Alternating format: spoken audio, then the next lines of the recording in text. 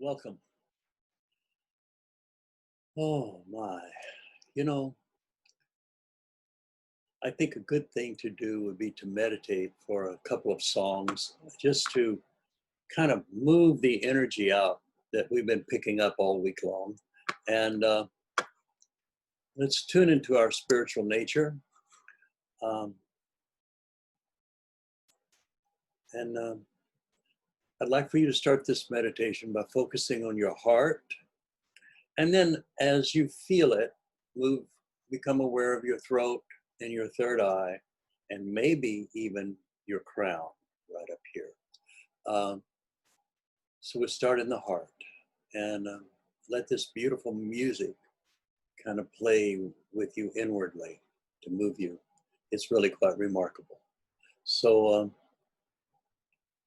here we go. We'll start with, these are all songs from the Zazen album of Samadhi. Very nice.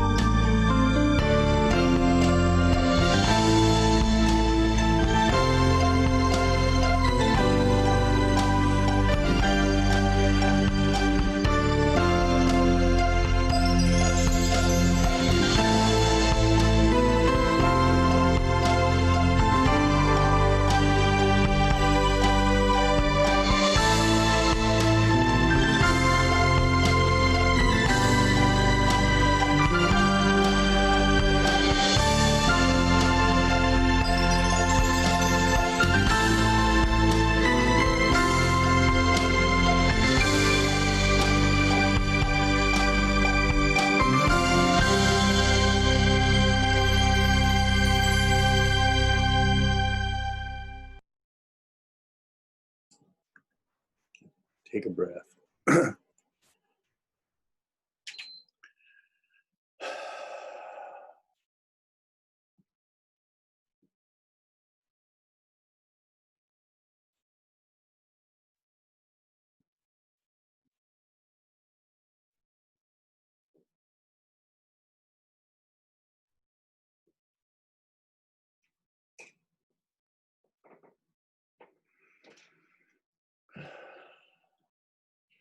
I'd like to talk with you a little bit about empathy. Empathy is experiencing or attempting to experience as much as possible what somebody else is going through. When we start getting into meditation and into the magical powers of meditation, which is once you start letting go of your bonds to how the physical is and how everything has to be, and within the five senses, and you start becoming aware of the other part of your nature, you become aware of your intuitive nature. And your intuitive nature naturally puts you in contact with other spiritual beings or other people. And so a lot of times when people are beginning meditation, they're very sensitive. It's painful to be around people sometimes because you're empathetic. You're feeling their energy. You're feeling their emotions. You're feeling what's driving them, which many times is not very happy and not very healing. In fact, it can be quite the opposite. So when you're first starting on the path and you start becoming aware of the feelings and the intentions of everyone around you, that feeling of empathy when you're picking up their stuff can make you feel pretty bad, because people are generally living pretty miserable lives. They're very unhappy. It's because they haven't found enlightenment. Yeah, enlightenment's happy. At least that's my experience. I mean, I have moments of sadness, of course, but empathy, you pick up on other people. So in the first part of your journey, you spend a lot of time pushing off the feelings and the emotions of people around you. In fact, you find yourself trying to get in some place where you don't have to deal with people too much, in a cave, or maybe you just hang out in your apartment and go to your job where you hang out in your cubicle all day and you really have nothing to do with anybody. You're just encapsulated within your own self, so you don't have to deal with everybody's thoughts and feelings. And that's a beginner. You're a beginner when you're that sensitive. Without empathy, there can be no compassion. So empathy is very important, because a life that is lived without compassion is death. It's not good. Look around you at the people who have no compassion. They're so angry. They're violent.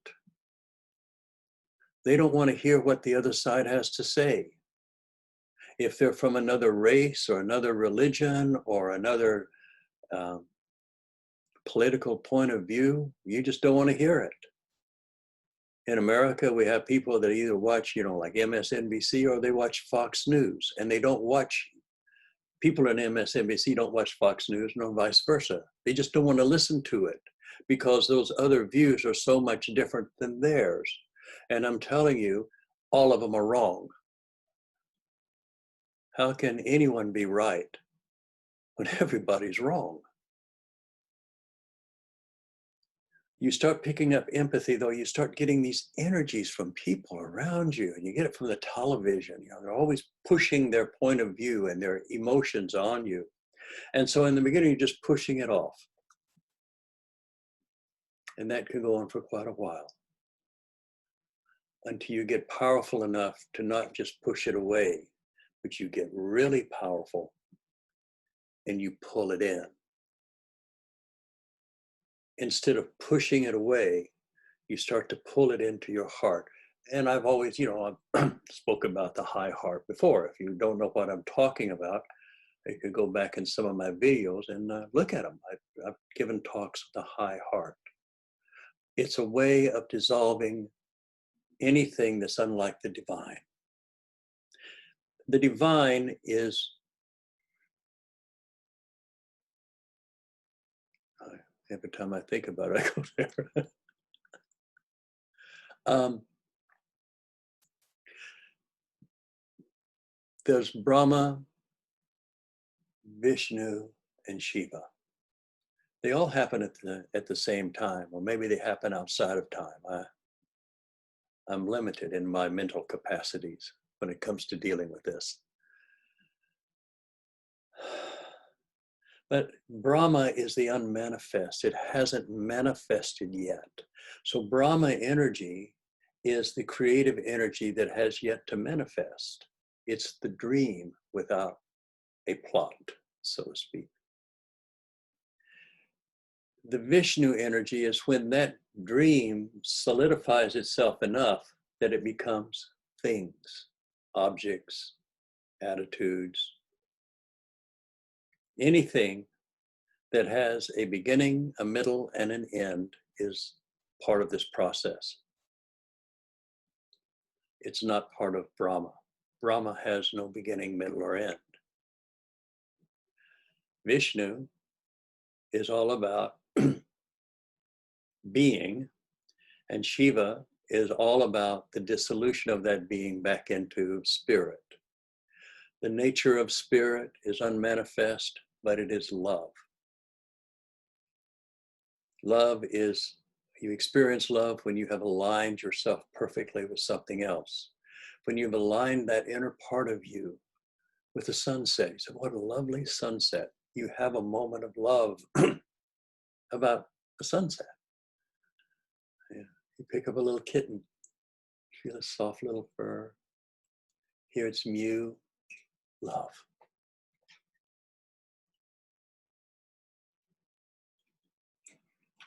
Hold your lover, love. Go to a movie. Oh, I love that movie. You're aligning your being with something there that is so beautiful.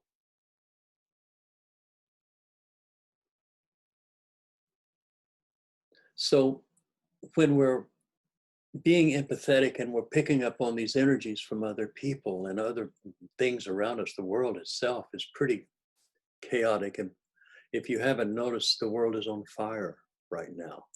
Just thought I'd let you know in case you've been asleep. It's not just America, it's all over, all over. This is why we incarnated for this time right now. This is our time to prove our mettle, to prove our soul's advancement.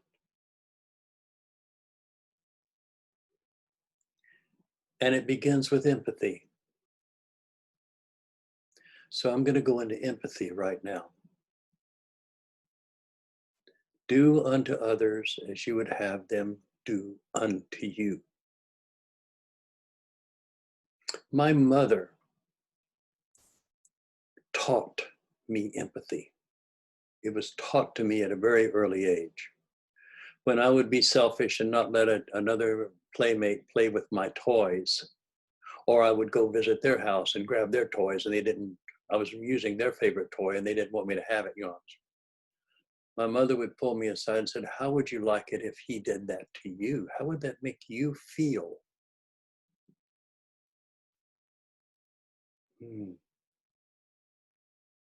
So let's say that you're mentally ill. How would you like people to treat you? Let's say you're a drug addict and you desperately need help. How would you like people to treat you? Say you're lost in violence. How would you like people to treat you that would get you out of it? People are suffering in Buddhism and in Christianity. Alleviate the suffering. Now it comes to what you pray for them is how you would want them to pray for you. I pass a homeless man on the street. I see a lost soul. I want to pray for him. How should I pray for him? Well, if I was in his position, how would I want them to pray for me?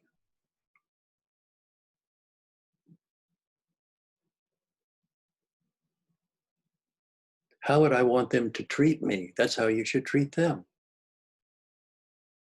Don't you recognize that everything is God? That how you look at others and how you treat others is how you're really treating yourself. That's the karma. We're in a time of great upheaval, and there are a lot of violent people, and there are a lot of people who are, grabbing their pitchforks and their torches, and they're heading down the road to fight the fighters, to kill the killers, to beat up the bullies. And don't you realize that when you do that, you are that? Can you be more? Can you pick up the mantle of why you incarnated here and say, I'm going to put on this coat, you know?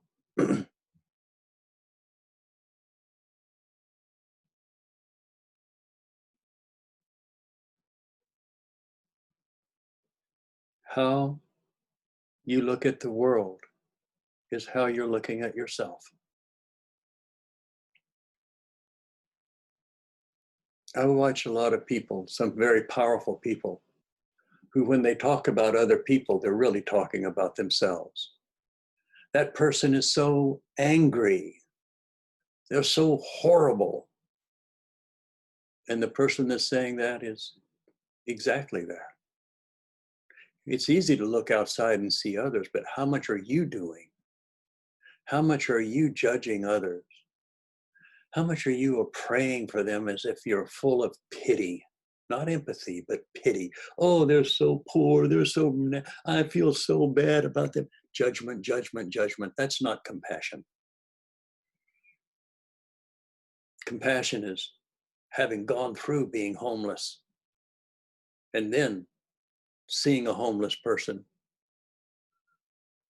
And sometimes you just sit down on the street next to them. There's a bigger problem here. Can you deal with the bigger problem? Can you deal with the situation that is hidden underneath it? The real issue, not the obvious one. What's the real issue?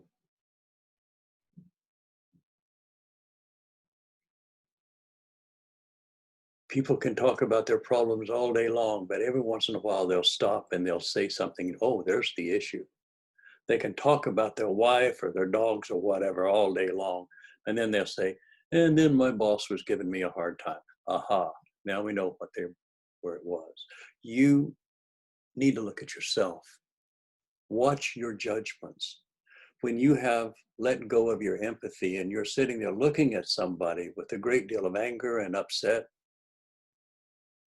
you haven't looked at them deep enough.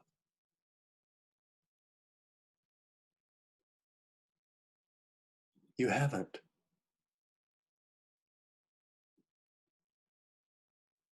Can you open your heart to your enemy? Can you pull the nastiest, awfulest thing into yourself and dissolve it into spirit?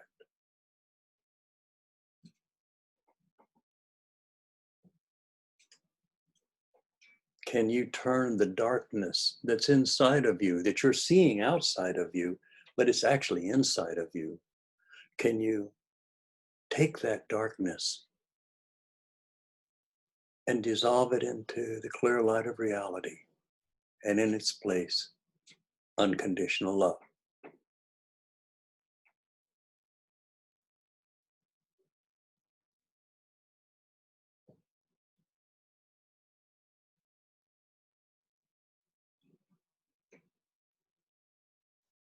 And I think if you really try, you can. We're moving into a new world. There's a new age. The old has to come down, and it's coming down around us. It is collapsing around us. And it's not going to be put back in the way that it was.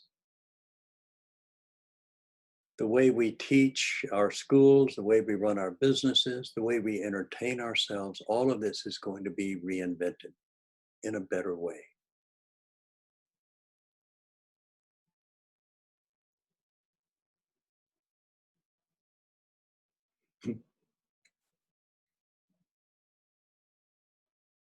Instead of singing the Star Spangled Banner, which is a wartime ballad, why don't you sing America the Beautiful? Hmm?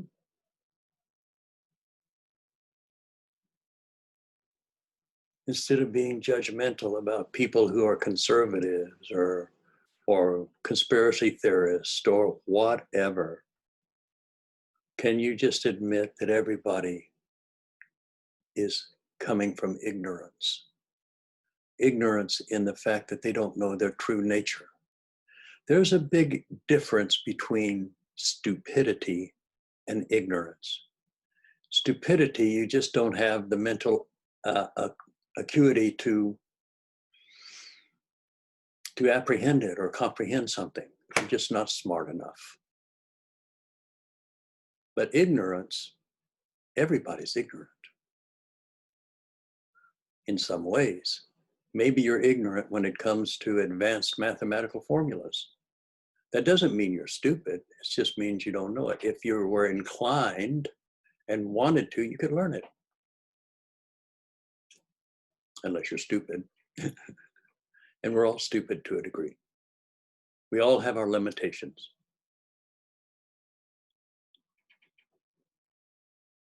Okay, I'm opening up your heart a little bit if you'll let me. Okay? Just open your heart a little bit. I'm not here to hurt you. I'm here to show you the love of God, the love of the divine, being made manifest in your very eyes, on what you see and what you experience. Everything that you see outside of you, all the people, everything,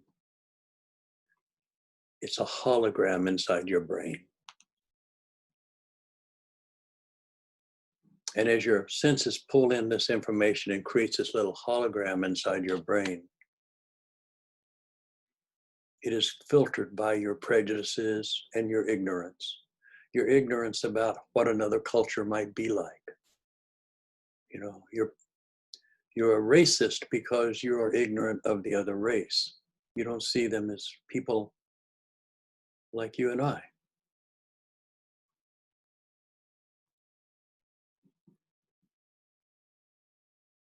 We have a lot in common.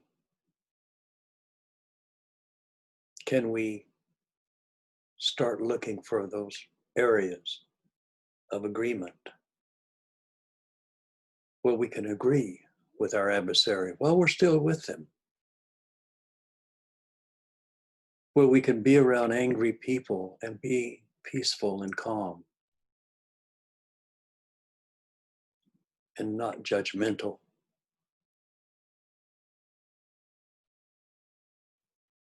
And if you can't do that, you need to work on yourself, because that's the darkness in you. And when you get rid of the darkness in you, guess what? There's just light. That's enlightenment. Enlightenment isn't being able to sit in a lotus position for 6 hours and do a certain types of rituals and everything and austerities. It could be expressed that way, and it has been. But no, enlightenment is just getting rid of the darkness, getting rid of your fears, getting rid of your aversions, not being driven by your attractions, but just the middle road.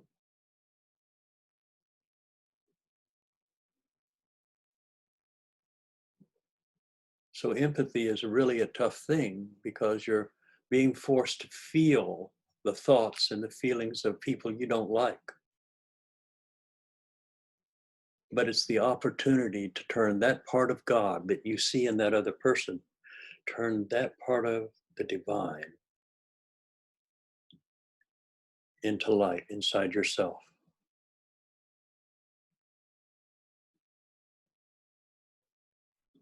And then simply to do the right thing.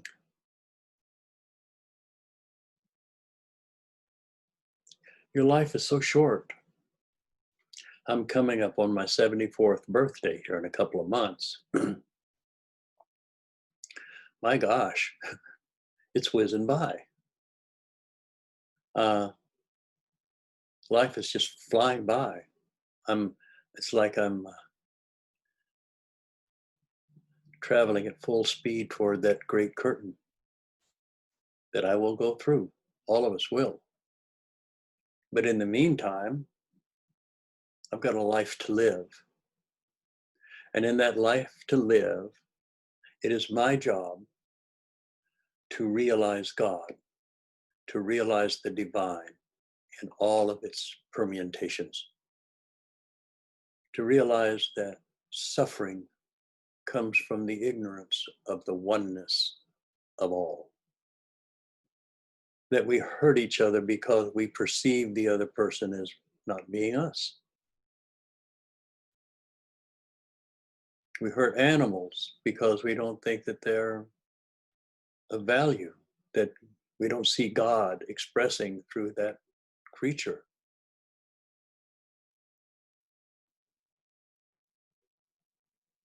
Let go of your darkness.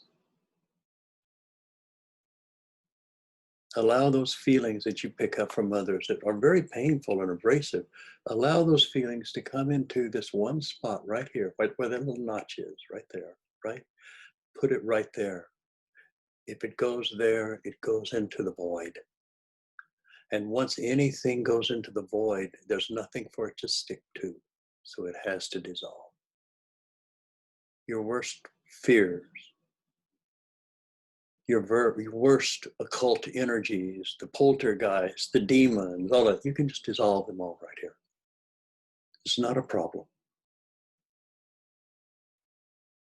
Fill the space with love. Be enlightened. It's time. This is the time to become enlightened. And you can do it. If I could come this far, certainly you could do better. And I mean that, not false humility here. I have great hope for you. And I have great love for you because you are the divine. And how could I not love the divine? Good.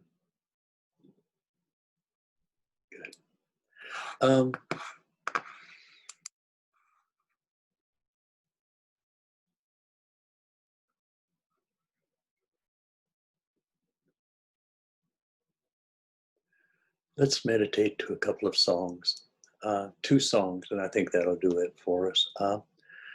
I invite you to visit my Facebook page and my website. And thanks to all of you who are supporting this Sangha. Thank you for attending my meetings. I would love to see you in person sometime. It would be fine. So let's go with Jewel of the Lotus, and then we'll have a second song called Waves of Light. So sit up nice and straight. Kind of look in my direction if you feel like it. So here we go.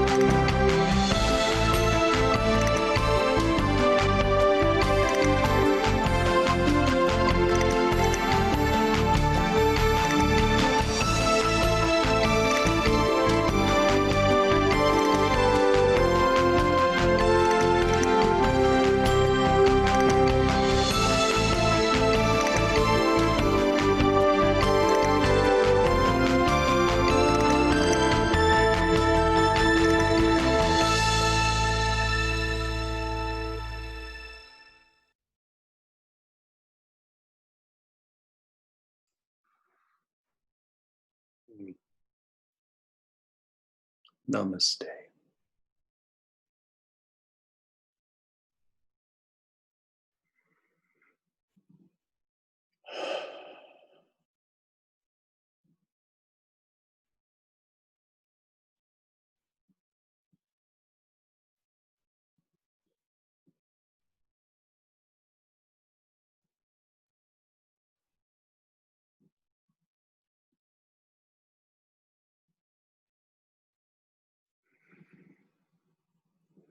Good.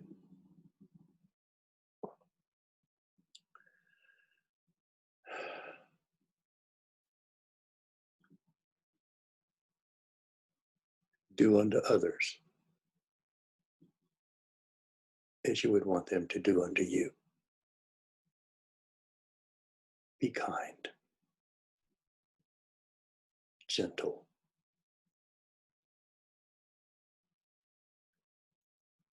Watch your words.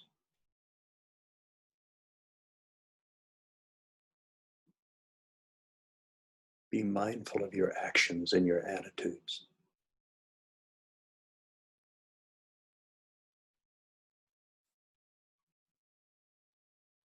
As you love each other, you're loving the divine.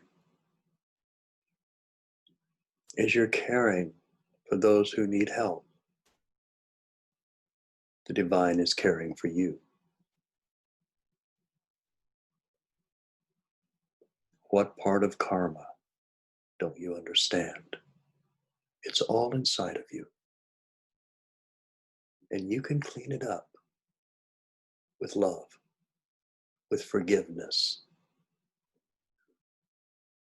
with making amends, whatever it takes to give you peace. Have a good week, and I'll see you next Sunday. Namaste.